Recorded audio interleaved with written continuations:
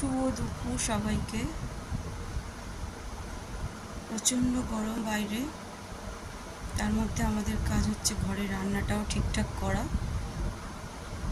Normal খাবার একদিন দুদিন খাবে না, গরমে খেতে পাচ্ছি না, ভালো লাগছে না, ওটা জাস্ট একদিন দুদিন।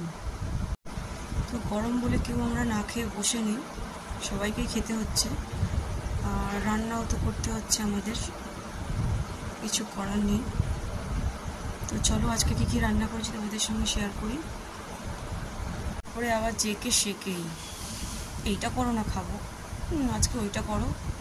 প্লেন মাছের ঝোল ভাত ভালো লাগে রোজ রোজ, আবার সে একই রকম টক ডাল আর পোস্ত। করো রান্না। ভাত করেছি, আচ্ছা